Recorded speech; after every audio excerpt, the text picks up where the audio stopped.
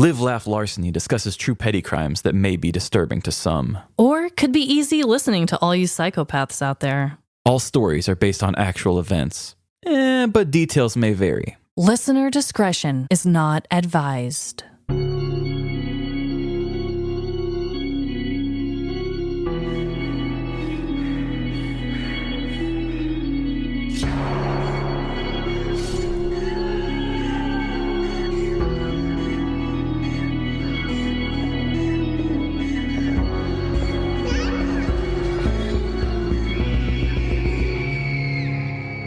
Live, Laugh. Larceny.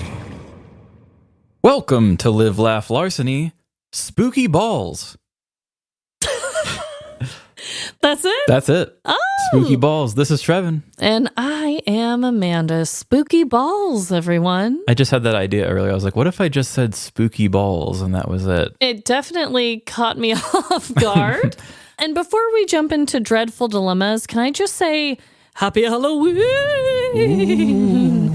And as we are recording right now, I am dressed as a spooky witch / assassin / gothic queen. Amanda wore a witch's dress, but we found that it has a hood on the back. Yeah. And with the witch's hat off and the hood up, it's like a whole nother vibe. Yeah, she's got kind of a female sidekick to Robin Hood look / Assassin's Creed or something. Oh, I will take it. And I'm wearing leg warmers with little skulls and crossbones on them. So I don't know what that means, but my legs are warm. A warm assassin. And Trevin is wearing a mask. Do tell, Trevin. I'm wearing a Captain America rubber mask. I've had it for a very long time. I was going to say, how long have you had that? Oh, very long time. Probably at least 12 years. Holy crap. Okay. So this is the one I used to wear when I worked behind the counter and I would give kids candy. Oh, nice. It's a good one. It has like the real kind of wrinkles. It's a very different Captain America mask than what you've probably seen. Yeah, it shows the crinkles of the concentration in the brow and that forehead wrinkles and everything. I know. I love it. I'm blown away personally by both of our looks. But my forehead will be very sweaty by the end of this episode.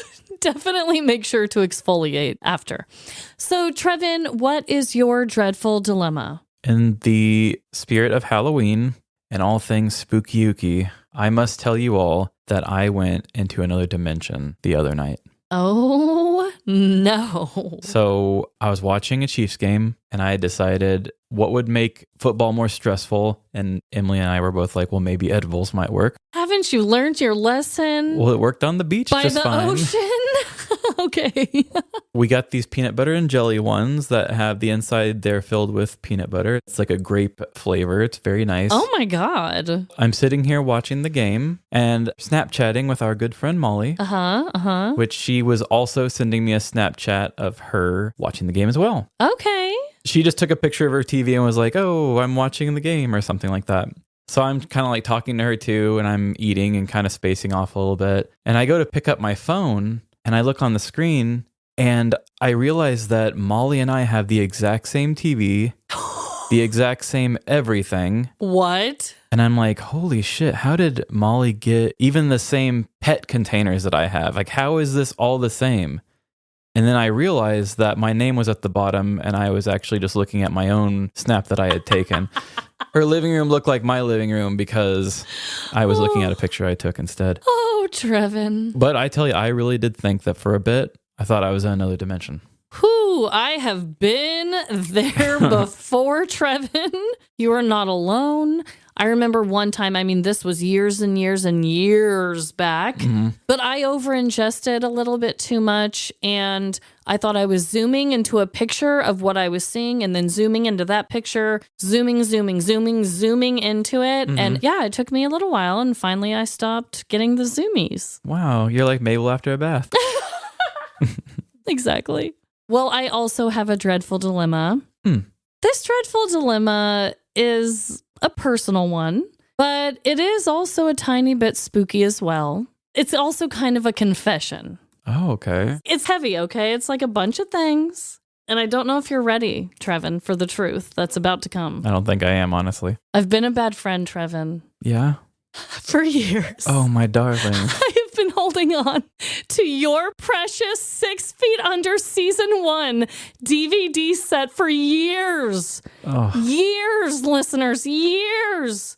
And I'm just now returning it to you. She's had this since before HBO Max was a thing. You gave me that DVD set before Jordan and I were even married, I'm pretty sure. Yeah. It was so long ago, like 2014. Probably.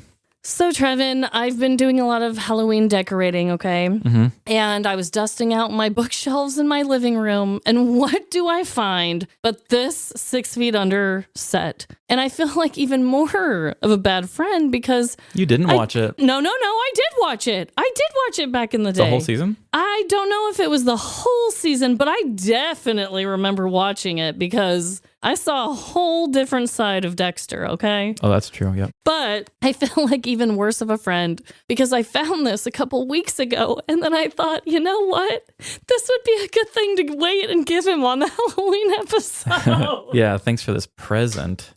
I know you already rebought season 1, didn't you? Actually, my friend Tyler, he had the whole box set of the entire series. Yeah. And he gave it to me. Oh, so I have the entire good. series twice almost. No, twice now that you gave me this back. So yeah. Okay. Well, you know what? Your collection is complete again. And Emily actually just watched the whole series about a month or two ago, and I think it strengthened our relationship. Oh my God. I did watch it. I just don't know if I finished it. Well, it is my all-time favorite show, and if anybody likes depressing stuff that's pretty heavy about life, 6 Feet Under is a great show. There you go. So that's my dreadful dilemma. I've been a horrible person and had that for like nearly a decade now, probably. So there you go. And also, I'm sorry if I sound a little wheezy. I'm trying my best. Yeah. Love you all. So we're going to be doing some killer facts. Hello? We've traced the facts. They're coming from inside the house. Killer facts. We are, and you are going first on this Halloween special. Oh my. So today, in honor of Halloween, my killer fact is going to be about a very spooky invention. And that invention is called the Mort Safe. Have you heard of it, Trevin? Mort space safe? It's one word, Mort Safe. Not familiar with this at all. I got some great information from the Vintage News. Definitely check out that whole website. Very cool stuff on there. In 18th century Scotland, there was a high demand for human cadavers for medical students to study. But in those times, people were repulsed by the idea of donating their bodies to science. You know, I feel like maybe some people still are to this day. I could see that, yeah. But maybe not. Maybe it was like way worse back then. Bodies of executed criminals were used, donated by the government. However, even those were often hard to obtain. This caused the theft of dead bodies in England to become a common occurrence in the early 19th century. Because we need our science, and they needed to figure it out, right? Mm-hmm. So I guess this is where we ended up. Grave robbers used to dig up newly buried bodies and sell them to the schools. Many people were determined to protect the graves of newly deceased friends and relatives, and that's where the Mort Safe comes in. A Mort Safe is an iron coffin or framework which protected a grave to prevent the body from being dug up and taken away for medical research. I want to show you a couple pictures, Trevin. Have you heard of that or seen that? I have seen pictures of them. I did not realize that's what it was or why they were there. I don't think I even questioned it. These protective devices ranged from iron cages, heavy stone table tombstones, or concrete boxes. The age of the Mort Safe came and went within a couple of decades. The Anatomy Act of 1832 was passed eventually, and surgeons could legally obtain cadavers. Okay. This was a big issue in Scotland around this time, apparently, because they didn't have a legal or ethical or whole situation figured out. Mm-hmm. And so that left an opportunity for the grave robbers to be like, hey, this is something that's in demand. So then people made these Mort Safes to just kind of go around the burial site of their loved ones, like a little cage almost, just an extra protection. Weird. I wonder if there was ever any of those grave robbers that tried to market themselves as the ethical body seller. Oh, like, God. Don't worry. These bodies were all ethically sourced. They were all free range. These Right. are regular people that just expired on their own time. I don't know. I guess if the scientists were so desperate during that time, would they be asking a lot of questions?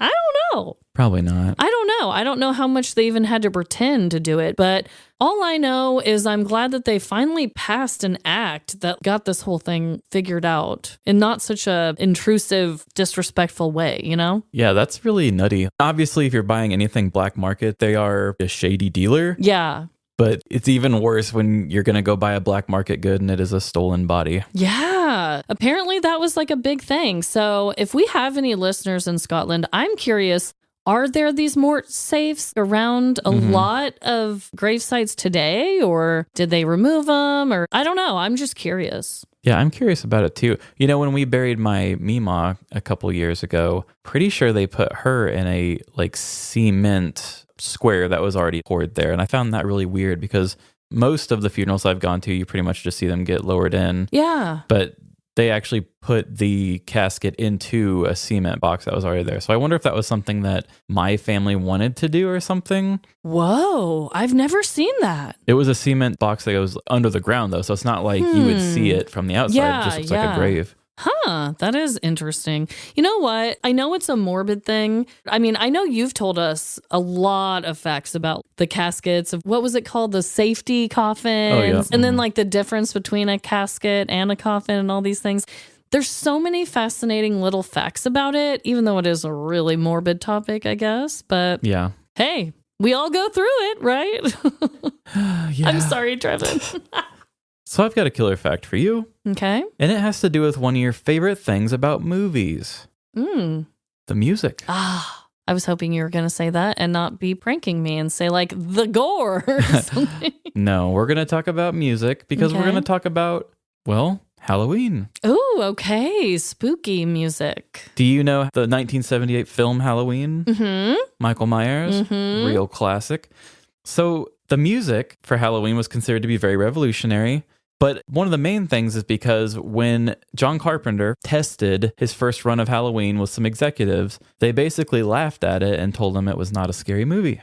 Really? And that was because he had not added the music to it yet. Oh, okay. So I'm coming from online.berkeley.edu, Ooh. and they had a little thing about the Halloween theme and what makes it so scary. Oh my gosh. So the music from the 1978 film Halloween was revolutionary, not just because director John Carpenter also composed it, but because of Carpenter's adventurous use of early synthesizer pads and stabs. A pad is usually like sustained, like, Okay. oh. I use pads like at the beginning of almost every single one of our songs. Okay. And then your stabs are your more like, like the, stabbing musical sounds. That was a beautiful sound, Trevin. My God. Thank you. That was like the perfect horror sound. So in the late 1970s, it was when electronic music started getting big. The electronic sounds of music was mainly just used with science fiction stuff and anything about space. They used a lot of woo noises like that. Right. But John Carpenter didn't have a whole lot of money. They made Halloween for $300,000. There was not enough for him to hire a film composer or an orchestra, because back in those days, you would have a lot of, like stuff with the strings and stuff like that. Right. Carpenter had studied some music and he had played in some bands. And so he just booked a studio in LA and he just set up with a bunch of synthesizers and was making synthesizer noises and stuff while watching the movie to just try to add more to it. So they had already filmed everything? Mm-hmm. Okay, and then they went back and did the music. Okay, fascinating. So normally what you do when you're working in a studio and you're working with the audio of a movie, you can sync it up to where you hit record on your machine and it all syncs up the movie and it together. But that hadn't been invented yet. So they just played recorded music to a click track and a stopwatch to try to make sure all the time lined up. And then he would just later go back and line it up with the 33 millimeter camera. Isn't that wild? I mean, I used to make mixes from CD to cassette tape. And like this was even more old school than that. Oh my God. Okay. That's mainly what I wanted to say. It's kind of funny that Halloween wasn't considered to be scary. Like, imagine watching that without the music and seeing Michael Myers' face just show up and not being scared. You know what I mean? Because anytime you imagine a jump scare in a movie that made you scared, anytime you think about it, when you're replaying it in your head, the music is a big part of what makes you so scared of it. 100%. And if you watch Halloween now, the music is really interesting because it is just very synthesizer-y sounds, but there are some parts where he just goes, and it's just almost like hurts your ears, but it kind of makes the hair on your arms stand up a little bit. It makes you cringe, but not like in an embarrassing way, in like a scared, uncomfortable way. Yeah, like somebody's scratching a chalkboard or something. Yes. I love that. If a movie does not have good music, I just cannot be captivated. I just think it changes everything. Mm-hmm. The original Psycho by Alfred Hitchcock was like the first slasher movie ever, and Halloween was kind of an ode to that, which kind of built on to being the second big slasher. And then because Halloween was so good, there was a bunch of other ones. But even though Halloween wasn't the first slasher, it was the first to use music so strongly to make the fear happen. Right. I wonder how much the music in that kind of inspired Friday the 13th music. I think once Halloween knocked it out of the park, they just made it a formula. Okay, it was Friday the 13th had a killer music, except it just took place in a camp. Mm-hmm. Then you've got Nightmare on Elm Street, killer 80s music. Mm-hmm. It was all just trying to build up one villain and then just having them kill a bunch of people. Yeah. That is wild. You know what else is really wild and a lot less scary? Me after a bottle of wine?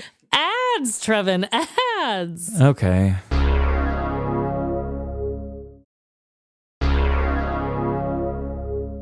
And we are back. Trevin, you really, really got me with that transition this time. That was a really good one. Thank you. So I'm going first this week on our Halloween special. Mm-hmm. This year, I do have a story from the news. Honestly, I'm just going to let the story and the ambiance talk for itself. So here we go. Step right up and welcome to the Petty House of Horrors. Inside, you'll see crimes unimaginable, even in the darkest parts of your mind. Deranged clowns give out wedgies instead of laughter. Funhouse mirrors strictly reflect onlookers' bad sides. And zombie Karens mumble passive-aggressive comments as they lurk down the halls. You look tired. The story I'll be telling you all this Halloween is both minuscule yet menacing and lies just beyond the front door. Prepare yourself, for the Petty House of Horrors isn't for the weak-hearted. Enter if you dare. Slim was a tall and slender man looking for work in Orlando, Florida during the year of 2015. Although there were many jobs available, Slim had a specific skill set he wanted to utilize. He had a passion and skill for walking on stilts. Stilt walking wasn't usually listed as a requirement on job applications, so Slim wouldn't mention it until he was hired. This tactic unfortunately cost Slim to lose many jobs from unsuspecting employers. You're fired! He was fired from fast food restaurants when drive-thru customers complained about being greeted by Slim's crotch at the window. Holy dick! And he was fired from a lawn care company, not because the grass was cut unevenly, but because his stilts left tiny holes all over his clients' lawns. Slim was considering hanging up his stilts for good when he spotted an interesting job listing online. Scare actors wanted at Universal Studios? Slim read aloud to himself. He looked over at his stilts, hanging up in his closet, and then back to his laptop screen. This could finally be the job for me. A place where my stilted ass truly belongs. Slim clicked the apply button and waited impatiently for a response. Days later, Slim received an email back from Universal, scheduling an interview the very same day. Arriving at the interview, Slim put on his tallest stilts and power walked towards the building. He dazzled the 3 interviewers, including a makeup artist, set designer, and former local child star. Slim danced, posed, and jumped around his stage, all while keeping perfect balance on his peg legs. It was a unanimous decision. Slim was hired on the spot to be a scare actor at Orlando's Halloween Horror Nights at Universal Studios. His job would be seasonal, ending at the end of spooky season. But Slim knew that this job was rare.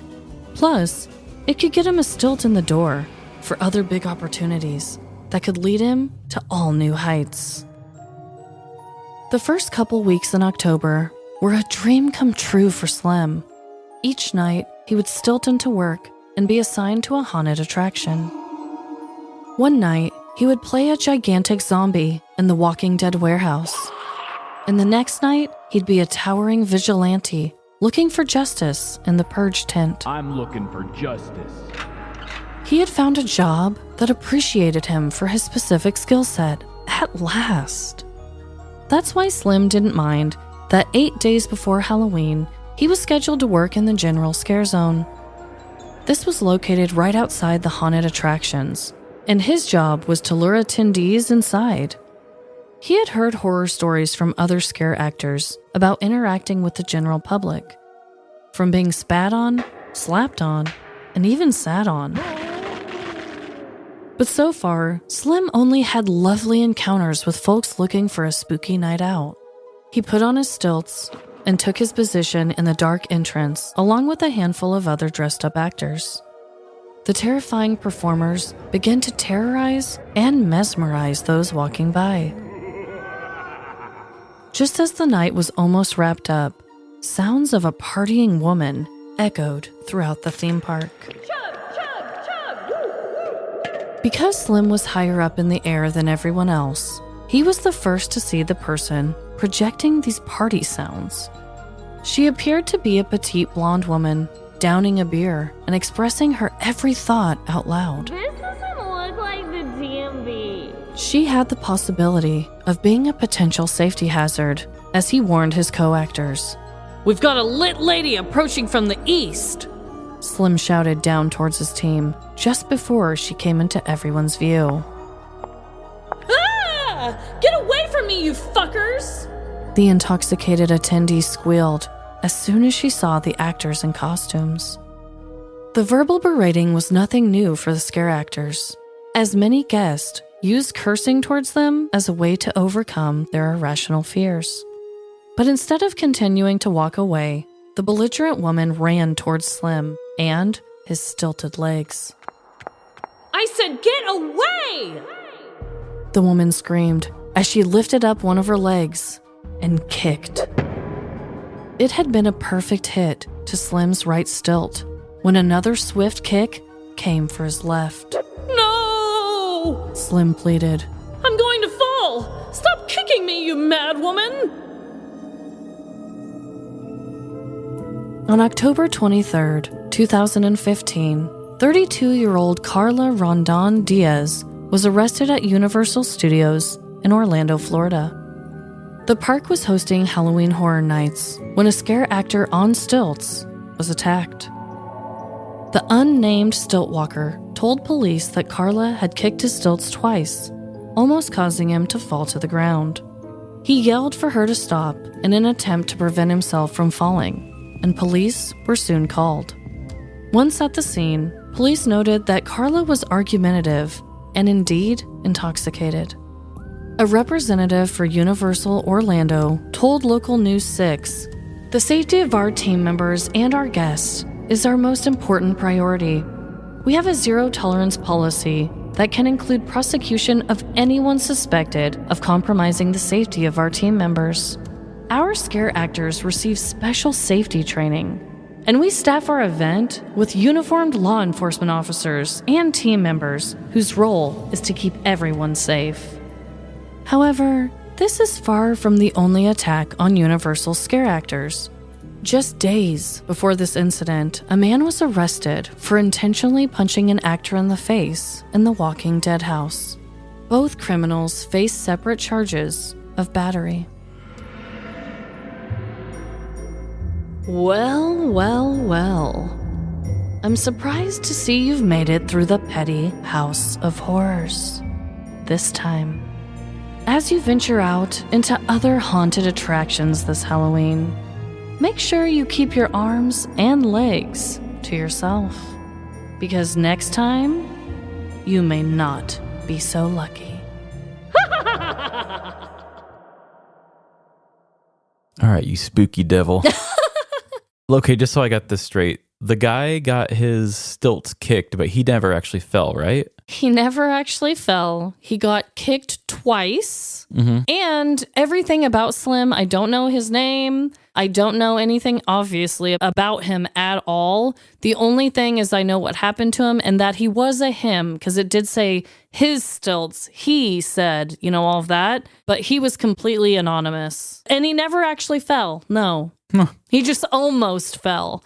So I went back and forth. I almost did the story about the guy who punched an actor in the face in the Walking Dead house, because there was actually a little bit more information about that one. But the fact that this drunken woman, okay, and I saw her mugshot, I will post it. She looks like a small, petite, little blonde woman, like I said. The fact that she got lit at Halloween Horror Nights or whatever and repeatedly kicked a stilt and almost made him fall, but didn't, and then still got arrested. I don't know. That just seems so much more petty and fun to me. Yeah, that's one where the punishment kind of doesn't match to me. I mean, I get you're putting him in danger, but I wonder how much the punishment would have changed had he fell. Yeah. So most of the articles that I found, actually, I feel like maybe all of them, now that I'm saying this, but most of them had both her and this other guy who punched somebody paired together, because they took place really close together at the same location and everything. And I think that's just why they're like, oh, people are going crazy at Universal Studios, And a lot of scare actors were telling their horror stories of working at these places. But again, they're putting these two in the same article, and they say that they're both facing battery charges. But I'm like,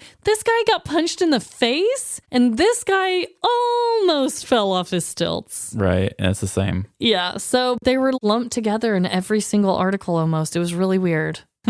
Did you ever hear about, it happened last year around Halloween, Worlds of Fun? Oh, yeah? They had like a huge brawl breakout. A bunch of teens just started fist fighting in the middle of the main area. I did hear about that, yeah. It happened multiple times within the span of like a week or two around Halloween time. Okay. And then they had to start having a curfew. Unless you're with an adult, you cannot stay past a certain point, because they just thought the teens have gone crazy. They won't stop fighting.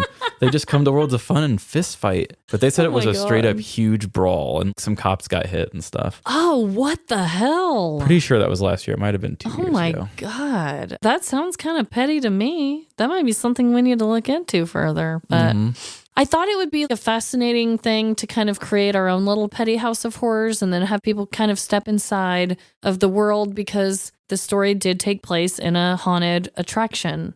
Oh, I also wanted to state too, factually, as I told Trevin when I was telling the story, someone created a blog that had all of the haunted attractions from the year 2015. The Purge House, all of that was accurate. However, I don't know where the stilt man was working. I don't know if he was in a house.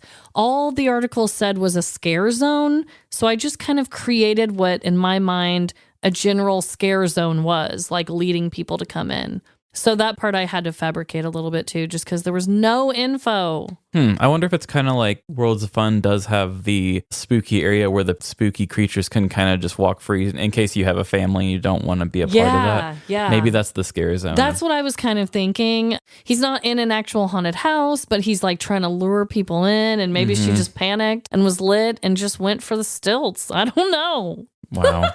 Leave the stilts alone. None of the articles said if she was actually charged, just that she faced those charges. So I don't know what the punishment was, unfortunately. I'm sure, especially around these times, that scary actors, this probably happens all the time. That's probably one of those things where people share their war stories. Be like, I remember the Halloween of 2013, a guy bit my ear off, Seriously, I thought about including some of the actual letters that the scare actors sent in, but they were actually really sad. Yeah. And so I was like, I don't want to bring the mood down too much. But a lot of these scare actors get totally messed with by people. And it's like, come on, you're coming to them to get scared, people. Yeah. I mean, I get if you're so scared, you know, your body just involuntarily swings or something, but I think some people are just shitheads. And like I said, when I said the part of, like, it's normal to get verbally berated, I still don't think that's cool, but I'm sure they're used to it, right? Right. But when you're physically attacking them on top of that, yeah. Oh my God. Well, that was spooky. And I actually am here to give you a fright as well. Oh my. Because today, I am giving the third and final part of Trevin's trilogy of terror. And that's all I really got to say. I'm just going to tell this story and I'll let it build itself up. And I think that I kind of did these in spookier tiers. Oh, is this like the highest level of spook? I think this is the highest level. Wow. Spooky-ooky. So buckle up, people. And here we go.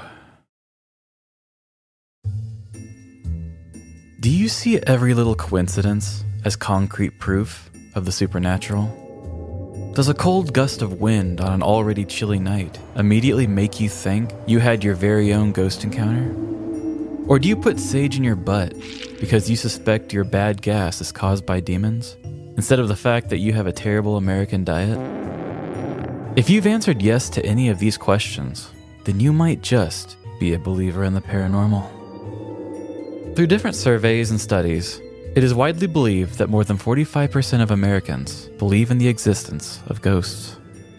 Whether it be from stories passed down from ancient lore, unexplained personal encounters, or just faith, many people believe that there are spirits among us. The similarities start to dwindle from there, as many people's thoughts on their intentions and purposes are speculated in many different directions. Are dead relatives following us around, acting sort of as guardian angels? Careful! Do only sad people get to be ghosts, as long as they happen to live in an already creepy house? Or are they simply just a bunch of dead perverts who like to watch different people shower every day? Ugh, not a 2-in-1 shampoo. These questions have been hotly debated for millennia. Being as we are a true crime adjacent show who loves to use dark humor and reference horror movies, we share a lot of feeds and conventions with purveyors of the paranormal. And I love it. The spooky crowd out chasing cryptids and ghosts are some of the kindest and coolest people there are. But as I confessed in our very first Halloween special, I'm skeptical. Besides the chillingly haunting story I told that episode about literally going on a date with a ghost, I remain steadfast in my belief of all things spiritual. Please don't give up on me though. Thanks to the self-discovery I had during our spooky collab with Creeps and Crimes, I am skeptical. Meaning that I'm skeptical of these things, but I'm always cool with everyone believing and discussing them. But because we have made it to our third annual Halloween special, I thought it would be best to table those beliefs and see if I can convince you all, and myself, that ghosts do exist. I put my journalistic integrity to the test, visiting libraries, asking for third-hand accounts, and scrolling past the first page of Google. If the mission was to use my platform of millions to turn all skeptics into believers, then there would be no cutting corners. Lo and behold, I found it. I found the perfect spooky story that will undoubtedly unify humankind in a shared belief of ghosts. Prepare yourself for a lifetime of pissed pants and nightlights, because the third chapter of my trilogy of terror will reconnect you with your inner child, but only in the worst ways. So pause this episode and get some adult diapers in your size, because I can't be responsible for the ways your body responds to this one.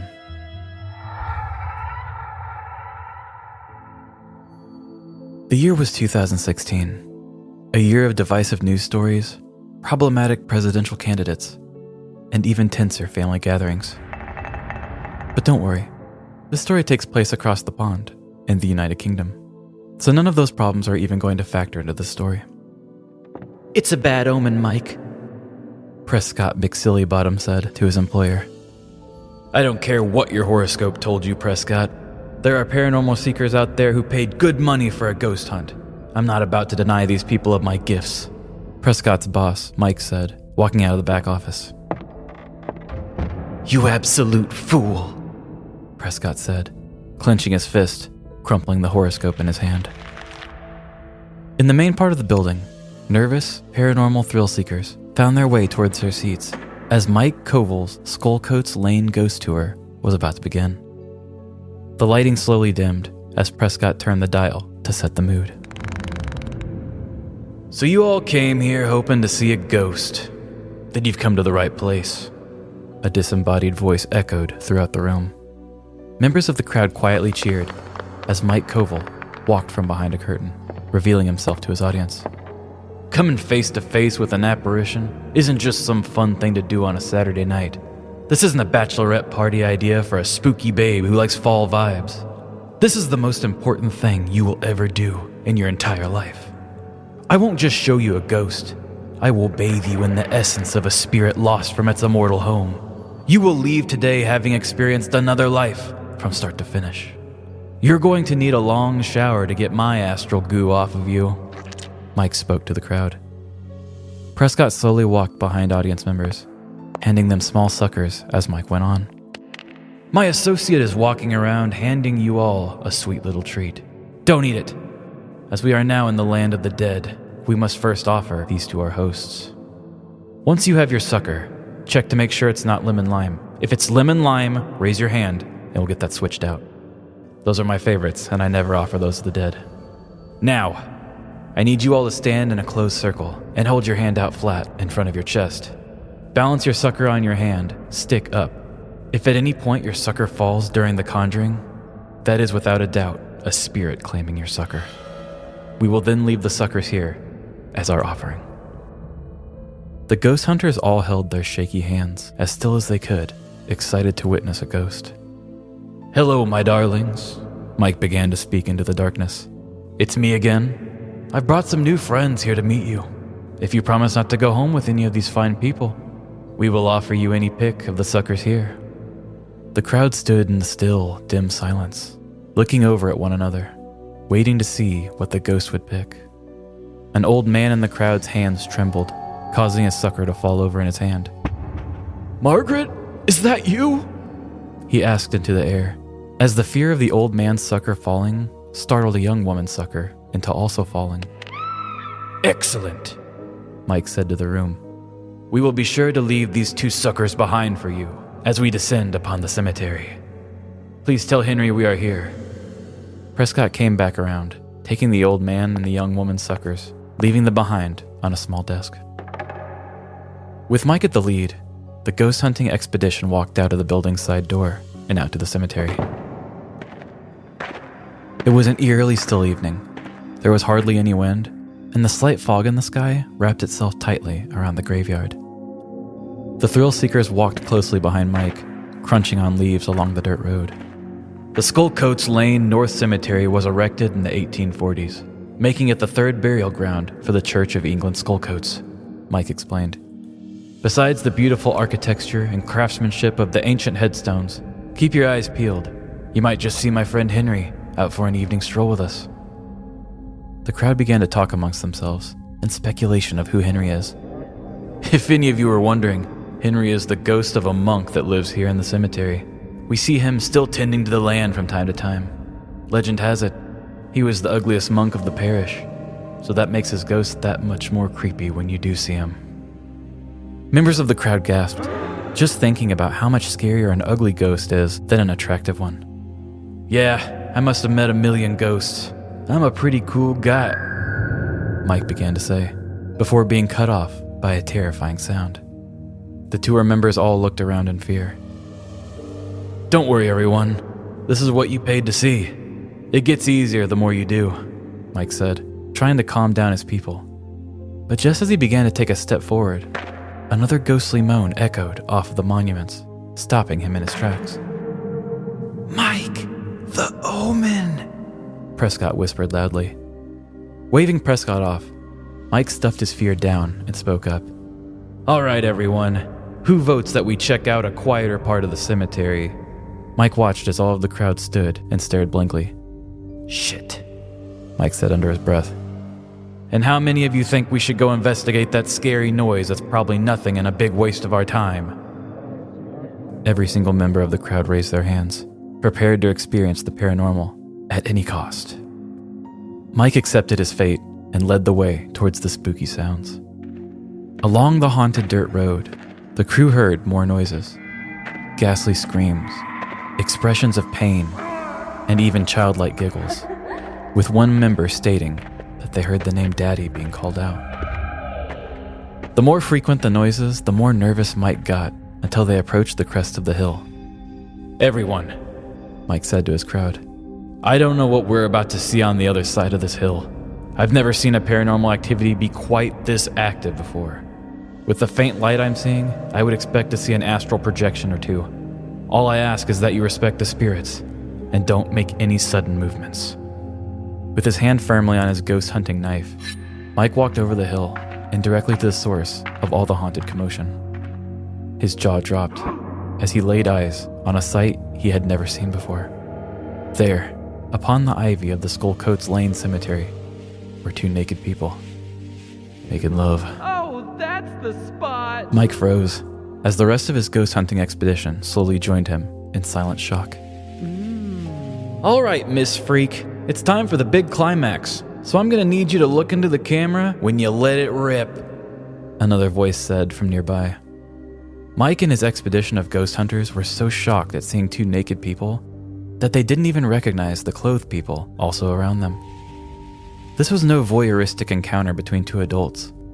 This was a full-blown porn shoot, equipped with a director and cameraman. The humping intensified and the breathing quickened as the woman looked out the corner of her eye for her camera.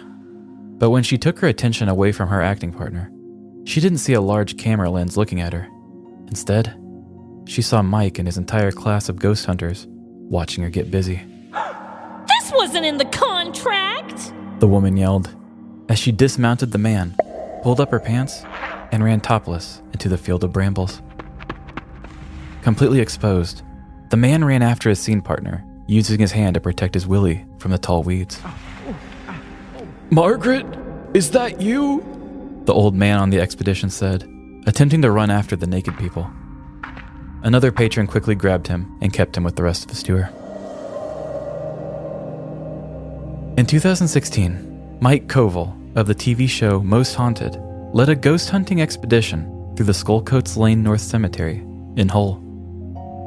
During their time on the cemetery tour, Mike and the rest of the tour began to hear different moans and shrieks in the night. After following the sounds, the two stumbled across a man and woman doing the Humpty Dance, while two other men stood and recorded them. In Mike Koval's interview with The Sun, he said, "It was the couple who saw us first. They were going at it like knives among the ivy. She was a blonde. We looked at her and she looked at us. Then she pushed the bloke off of her. The guy ran after her, desperately trying to protect his privates from the brambles." He also added, "One elderly man was so incensed, he was ready to chase after them with his walking stick, but I persuaded him to calm down and eat his sandwiches." After following multiple different articles, I could not find that any police were called in this matter, but that doesn't mean others weren't affected. If there were people walking with their children around the graveyard and they saw something like that, it would be pretty terrible. I have got a little boy, and I wouldn't want him seeing that. I wouldn't know what to do. It's not very nice to see at all," a local prude told the Hull Daily Mail. Wow. Absolutely frightening, right? Could you imagine how scared the prude must have been after hearing secondhand about people having sex in her city? I just can't imagine how that must have been for her. So this concludes the third installment of my trilogy of terror. I hope you've all had as much fun being spooky for multiple weeks as I have, and I hope you understand that fear can come in all different shapes and sizes. You're all probably tuning into creepy shows of ghosts, cryptids, and killers, but where else are you going to hear stories about petty acts from beyond the grave, or a sexual act scaring a local community? That's right, nowhere else. Even if nobody asked for it, we got it. So whether you're partying too much and robbing your neighbor, shooting a porn in a cemetery, or just egging children as they trick-or-treat, I hope you all have a great and petty Halloween. Holy hell. First of all, right before you said that it was a couple making love, in my mind, I was like, oh my God, if this is a couple making love, this is going to be amazing. And then you gave the twist about it being a porn shoot. It wasn't just lovers in the field. Yeah, it was a crew of two recording a crew of two. Wow. Okay. I thought, oh, I guessed it. And then you hit me with that. And that just blew everything way out of proportion. How random. It's very random. I saw your first reaction when I could tell that you figured out that it was two people humping. And it made me very happy because you're probably going to be the worst person to receive this story because you're not going to hear the sounds morph. Because I'm going to give more of ghostly sounds and probably start to get a little closer to sex sounds as we get closer. Yes. So you just got nothing but my clues as the daddy thing gave it away for you. That made me very happy to see that you were still picking up on what I was doing without the audio. And I loved every second of it. That's going to be so funny. So you said that this was a host on a show. Were they recording at the time? Oh my God, could you even imagine? That would have been awesome. But no, he didn't have a crew with him or anything. He's a local historian, and I can't tell if I didn't really do that much research on him. And honestly, I didn't do his accent at all. He has a higher pitched English accent. Oh. But I made him sound more like an American ghost hunter. But they said that he was from Most Haunted, and I don't know if that meant he was just on one episode or if that means he's like the host of it. Okay. In my mind, I guess I was thinking he was like a traveling host that went from place to place to place to place. I mean, he could be, but they called him the local historian of that area. Okay. So my guess is on Most Haunted, they probably did one episode about his area, and because he was the historian. But then again, I don't really know. I'll tell you why I kind of did some of the stuff I did. Okay. So I don't think I ever really talked about my experience, like 2 or 3 years ago when we went to that haunted house. I don't think you did on the podcast. I know you did with me. I wanted to talk about it on the show, but stuff just came up and I never did. Yeah. So that sucker thing is exactly what they had us do. Was it? Yeah, that wasn't something that has anything to do with the truth of that story. Okay. But I wanted to use my own experience in telling that story. Because when we went to go do this haunted house, we had this lady tell us that she speaks to the paranormal all the time.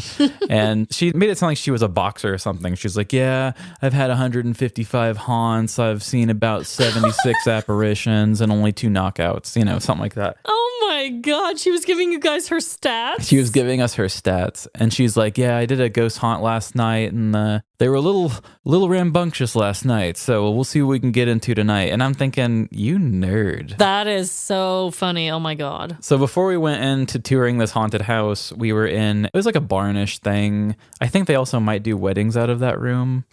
The friends that we're with actually had talked about doing their wedding party there, actually. Oh my God. So anyway, she handed us all suckers. Did not do the lemon lime bit. That was me. Oh, I loved that part. They had us hold out our hand flat in front of our chest, and we would have to stick a little dum-dum sucker on there with the stick pointing up. Okay. Now, and I hate to be a total buzzkill skeptic here, but I'm just going to go off of what I saw. Okay.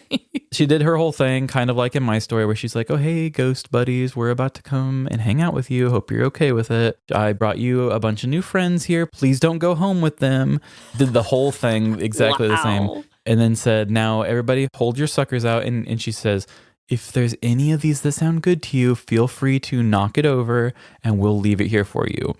We just sat there in the sounds for the longest time. And of course, there was this one girl there. It was just like, oh, I'm very spiritly strong and blah, blah, blah. And she's like, oh, I feel it move. And then like fell over on her hand. And then the girl's like, oh, he must really like you, the ghost. Somebody else said they felt one move, and then they came and took those 2, and she set them on a little table and was like, we'll leave these right here for you so you can have them. Damn. So this was all from personal experience, that whole part. Yeah. Oh my God. I thought it sounded familiar. Now I know why. It was such an awkward experience to be a part of, and it was like, okay, these people obviously aren't sitting still very well, because I think when it was Emily and I would like point over to a couple people in our large circle, and I'm like, that girl is jittery as hell. She couldn't keep a sucker straight up on her own. Right. So I really wanted to add that experience into my story. But yeah, it was just such a funny thing, because after we go through the whole thing and we didn't experience anything except that one girl who experienced something too. She was like, okay, now make sure you guys go straight home. Don't touch anything. And you give yourself a good shower, because we don't want to like bring any spirits home with us. I thought that was the whole point of the sucker offering. Yeah, that's what I thought. Now you too. gotta go home and get a shower too? But it's very performative. And all of that stuff was there to try to get us into the mood, so that if anything in the house we were about to go to creaked or cracked, then it could be like we were already, it's almost like having an opening act for a stand-up thing. You don't just put your best stand-up comedian out there without somebody warming the crowd up.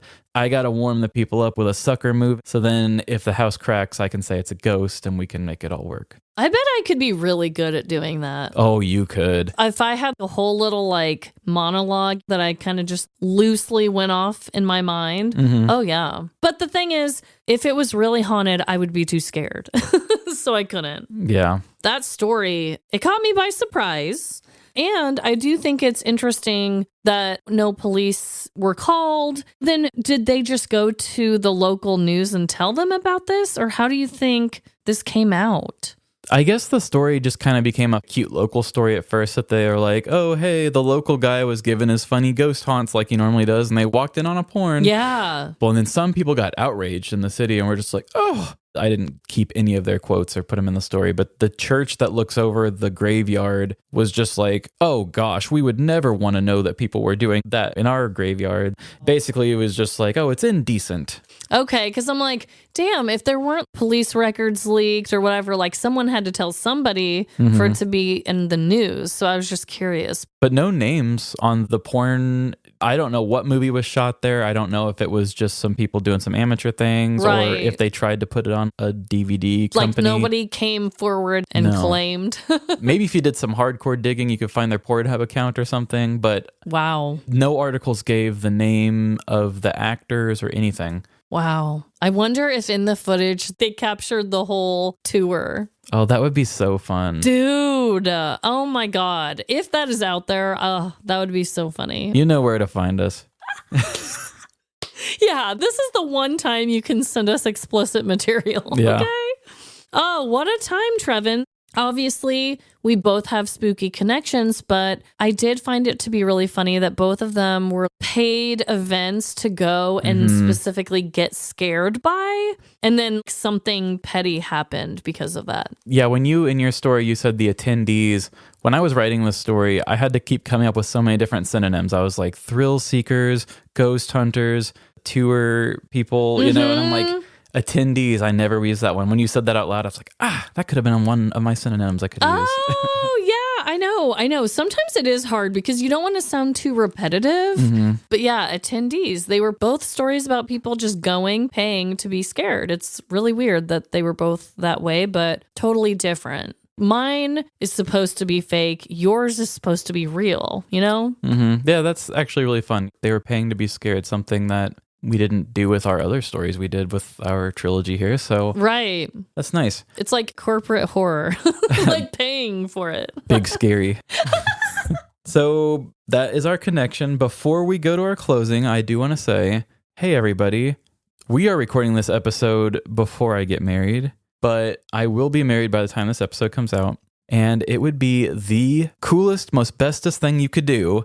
And I know we're going to put this in our outro stuff, but if you guys could do anything to help get the name out with this, because I'm like making some really big pushes here. If you want to make Instagram posts of us, like on your feed, if you want to text and tell your friends about us, more 5-star reviews, anything you could do that would just be the perfect wedding gift to me. If you suggest things in little Reddit groups that you're in, suggest us to that. Just anything that can blast us out there as much as we can, because I really want to do this a lot. And I know. Yeah. I second everything that he said. I mean, honestly, it might sound like a small thing for you guys to do any of those things, but added up with our whole community, it would actually make a really big difference if you just told at least one person.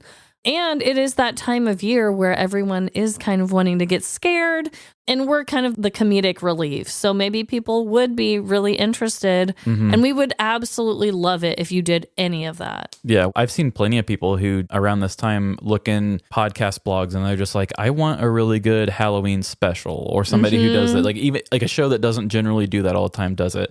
And it's like, oh man, we try to do the best Halloween special type stuff we can. But anytime you share our link to anywhere, anytime you send it through a text, you know, I didn't even know this, but Spotify, when they do the Spotify Wrapped at the end of the year, it actually shows how you're shared to people. So not just like how many times was your link shared through social media, but it actually says how many times your link was shared through text. And I thought that's really interesting. So I would love to see a bunch through text, because You wouldn't really think about that, but I mean, it is true. If there's ever been a song that I thought was so important for somebody, I've sent that through a text. Oh, yeah. I've shared things a lot. So share us with everyone. And yeah, just getting our name out there more would be, again, the best wedding gift for Trevin, and also just a gift for me too. So we would appreciate it. Yeah. And even if you're trying to get the attention of other big podcasts, tag us in there and tell them they should talk to us or something.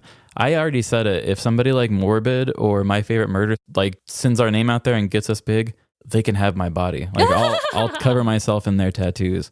I love it. Well, I hope that everyone is having an amazing Halloween week. And just remember, no matter the crimes, big or small, in the end, we're all doomed. Doomed to buy a ticket to get scared.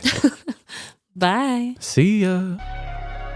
Stay safe out there this Halloween, and thanks again for listening to our show. If you're doing any cool costume parties or anything, share your cool costumes with us. Maybe we'll do some sort of a listener collage. Live Laugh Larceny at Facebook, Instagram, TikTok, or Threads. And if you have ever got caught humping in the cemetery, send us your petty crime story. livelaughlarceny@gmail.com. And did you enjoy getting spookulous for 3 weeks? Give us 5 stars wherever you rate podcasts. Spotify, Good Pods, or Apple.